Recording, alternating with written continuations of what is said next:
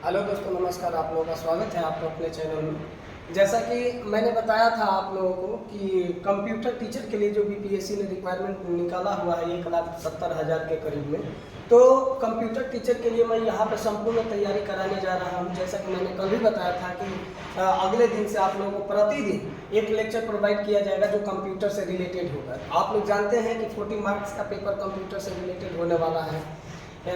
जो भी आपके सिलेबस में मेंशन है उसको आप लोग एक नज़र देख लेंगे। हम यहाँ पे आपके कंप्यूटर के सारे सिलेबस को रिकवर करने वाले हैं। आज हम लोग पढ़ेंगे फंडामेंटल्स ऑफ कंप्यूटर, और फंडामेंटल्स ऑफ कंप्यूटर में हम लोग किन किन चीज़ों पे ध्यान देंगे उस चीज़ को हम जानेंगे। सबसे पहली चीज़ें तो ये है कि पहले हम लोग चर्चा कर ले कि ऑब्जेक्टिव प्रश्न और सब्जेक्टिव में डिफरेंस क्या है। आखिर ऑब्जेक्टिव बनते कहाँ से हैं? तो सब्जेक्टिव से बनते हैं। और क्यों ना हम लोग सब्जेक्टिव को ही अच्छे ढंग से पढ़ ले ताकि ऑब्जेक्टिव रिकवर हो जाए। तो हम लोग पढ़ेंगे फंडामेंटल्स ऑफ कंप्यूटर। सबसे पहली चीज है फंडामेंटल्स ऑफ कंप्यूटर या आर्किटेक्चर ऑफ कंप्यूटर क्या है। फंडामेंटल्स ऑफ कंप्यूटर में फंडामेंटल्स में दो तथ्य हैं। एक तो है फंड और मेन। इसका मतलब है फंड का मतलब जुड़ना, या फंड का मतलब होता है बहुत सारी चीजों को एक साथ में जोड़ना, ठीक। और मेंटल का मतलब होता है कंपोनेंट्स, यानी कि इंटरनल और एक्सटर्नल कंपोनेंट्स। जितने सारे कंपोनेंट्स का उपयोग किया जाता है एक कंप्यूटर को चलाने के लिए, उसी को हम लोग बोलते हैं फंडामेंटल्स ऑफ कंप्यूटर। और कंप्यूटर का अर्थ होता है, एक भाषा में हम लोग बोलते हैं कंप्यूटर का मतलब होता है कंप्यूटिंग। और कंप्यूटिंग बतलाता है कि कितने सारे गणना को मिनटों और सेकेंडों में कंप्यूटर पूरा करता है, यानी कि हजारों ट्रिलियन डॉलर गणनाओं को मिनटों और सेकेंडों में पूरा करके ये डिजायर्ड आउटपुट आपको देता है, जिसको हम लोग बोलते हैं कंप्यूटर। कंप्यूटर का जैसा कि फुल फॉर्म हमने यहाँ पर लिखा है, सी का मतलब कैलकुलेशन। आखिर कैलकुलेशन ये करता क्या है? तो गणना करता है। गणना कौन कौन सी चीज़ों की करता है, इस चीज़ को जानेंगे। सबसे पहला अर्थमेटिक। अर्थमेटिक में कौन कौन सी चीज़ें आती हैं? अर्थमेटिक में जो चीज़ें आती हैं वो आता है एडिशन, सब्ट्रैक्शन, मल्टीप्लिकेशन, डिवाइड और 0 से लेकर के 9 तक के डिजिट आते हैं अर्थमेटिक सेशन में, ठीक। लॉजिक सेशन में आपका जो आते हैं, लॉजिक सेशन में कौन कौन सी चीजें आते हैं? Less than, greater than, minus less than, minus greater then, उसके बाद से हैश, मल्टीप्लिकेशन और बहुत सारी चीजें इसमें भी आती हैं, एंड, एट द रेट। ये बहुत सारी चीजों की गणना हम लोग लॉजिक सेशन में करते हैं। तो आप समझ गए कि कैलकुलेशन का मतलब क्या होता है, ये गणना करता है। और गणना अर्थमेटिक और लॉजिक दो सेशन में करता है। अर्थमेटिक का मतलब यानी कि ए से लेकर के जेड तक, और 0 से लेकर के 9 तक, एडिशन, सब्ट्रैक्शन, मल्टीप्लिकेशन और डिवाइड, ये अर्थमेटिक सेशन में है। और लॉजिक सेशन में greater than, less than, minus greater than, star, hash and at the rate, इन सारी चीजों का गणना इसमें हम लोग करते हैं, या लॉग, ये सारी चीजों की गणना हम लोग लॉजिक सेशन में करते हैं। उसके बाद ऑपरेटिव। ऑपरेटिव का मतलब क्या है? क्रियाशील, यानी कि ये क्रिया कहाँ कहाँ करता है, ये क्रियाशील क्यों है? क्योंकि ये इनपुट हम लोग जैसे ही एंटर करते हैं तो ये प्रोसेस करता है, प्रोसेस करने के बाद कंट्रोल करता है, और कंट्रोल करने के बाद हमें डिजायर्ड आउटपुट देता है, और डिजायर्ड आउटपुट प्राप्त करने के बाद हम लोग इसको स्टोर कर देते हैं किसी फाइल या फोल्डर में, जिसको हम लोग बोलते हैं ऑपरेटिव। अब एक चीज और है, कैलकुलेशन का मतलब कॉमन भी होता है। कॉमन का मतलब होता है साधारण उपयोग के लिए, साधारण, यानी कि साधारण उपयोग के लिए कंप्यूटर का उपयोग हम लोग कर सकते हैं। ऑपरेटिव का एक अर्थ और होता है जिसको हम लोग बोलते हैं ऑपरेट, यानी कि चलाए जाने वाले, ठीक है ना। और जैसे सपोज कीजिए कि इसको चलाया जा सकता है किसके द्वारा? कोई यूजर के द्वारा, जो उपयोगकर्ता होता है उसके द्वारा चलाया जा सकता है। उसके बाद है मैकेनिक्स।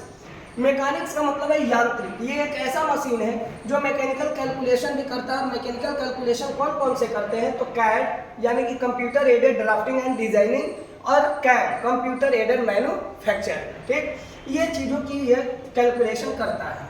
उसके बाद है प्रोसेसिंग। प्रोसेसिंग का मतलब होता है प्रक्रिया।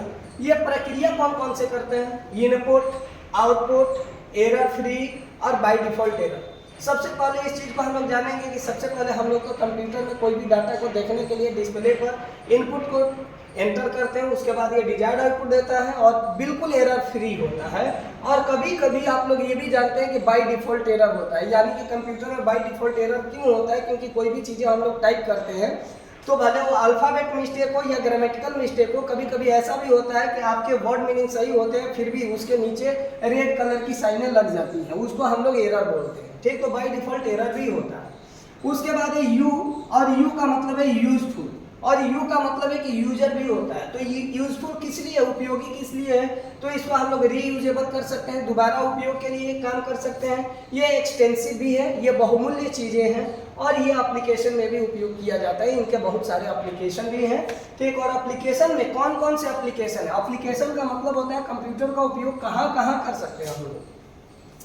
तो कंप्यूटर का उपयोग बाबू हम लोग करेंगे एजुकेशन लाइन में करते ही हैं, उसके बाद से हॉस्पिटलिटी में करते हैं, हॉस्पिटलिटी में करते हैं, उसके बाद रिसर्च के लिए जैसे suppose like this DRDO, ISRO, जितने सारे भारत के शोध संस्थान है वहाँ भी हम लोग मिसाइल कंट्रोल के लिए या जो भी परीक्षण होता है उसके लिए कंप्यूटर का उपयोग हम लोग करते हैं। उसके बाद वर्क स्टेशन है, वर्क स्टेशन, और उसके बाद एक्सपोर्ट और इंपोर्ट के लिए इसका प्रयोग किया जाता है। एक्सपोर्ट और इंपोर्ट के लिए, एक्सपोर्ट कब, यानी कि जो भी चीजें भारत से बाहर की तरफ जाती है उसको एक्सपोर्ट, और जो चीजें विदेश से भारत में आती है उसको इंपोर्ट बोलते हैं। तो इनके लिए भी इसका प्रयोग किया जाता है।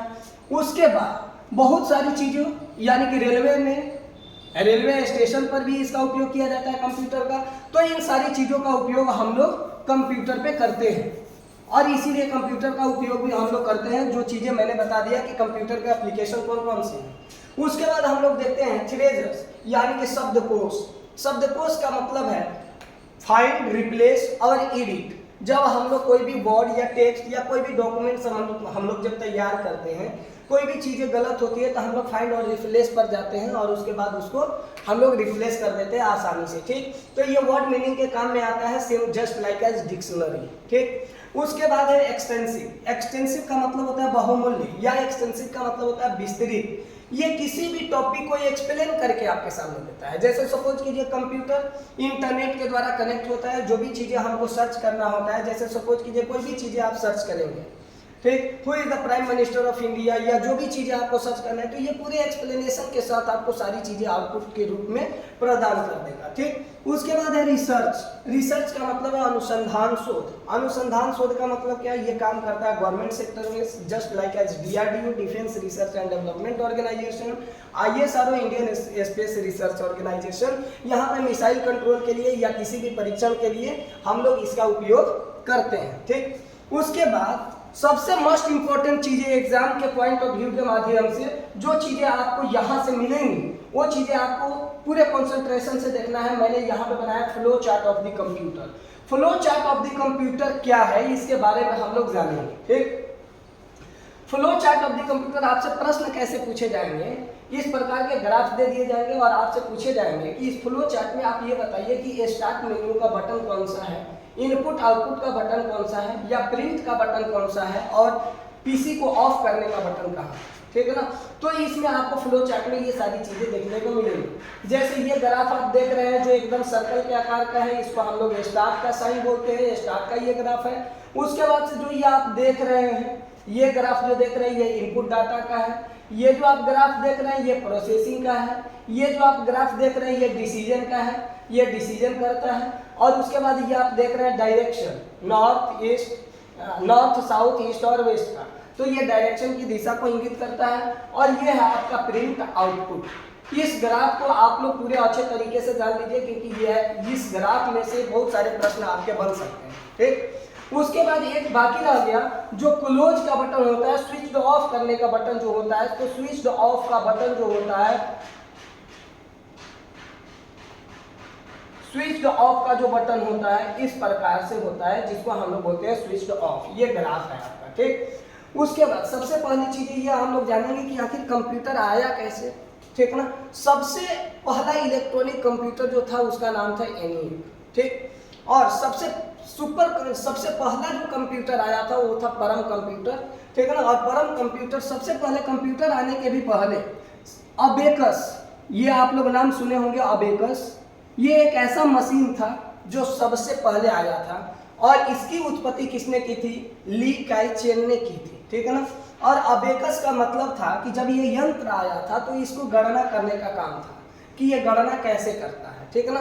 तो सबसे पहले इसका जो प्रैक्टिकल किया गया था, हाथी के दांतों के पैमाने को गिन करके इसकी जांच की गई थी कि क्या ये अबेकस जो यांत्रिक है, यांत्रिक मशीन है, ये क्या सही से काम कर रहा है या नहीं कर रहा है, ठीक। उसके बाद अब हम लोग पढ़ेंगे features of computer. Features of computer क्या क्या हैं इनके बारे में जान लेते हैं, या कंप्यूटर के एडवांटेज कौन कौन से हैं इसके बारे में जानते हैं। कंप्यूटर हमें स्पीड देता है, किसी भी कामों को मिनटों और सेकेंड्सों में पूरा कर लेता है, ठीक। उसके बाद है ऑटोमेटिक कंप्यूटर क्या करता है कि ये ऑटोमेटिक आपको रिजल्ट देता है। जैसे ही आप सर्च इंजन में कोई भी चीज़ें सर्च करते हैं तो ये क्या करता है, ऑटोमेटिक रिजल्ट देता है, ठीक। उसके बाद है सेक्रेसी, इसमें बहुत सारी चीज़ें ऐसी होती हैं जो सीक्रेट के रूप में रखी जाती है, ठीक।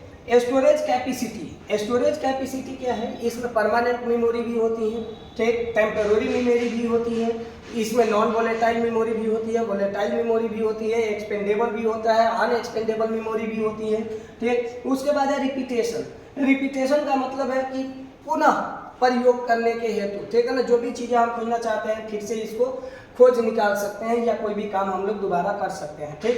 एक्यूरेसी भी है, यानी कि ये शुद्धता देता है, जैसा कि मैंने आपको यहाँ भी पढ़ाया था कि एरर फ्री होते हैं, तो ये शुद्धता भी आपको प्रोवाइड करता है, ठीक है ना।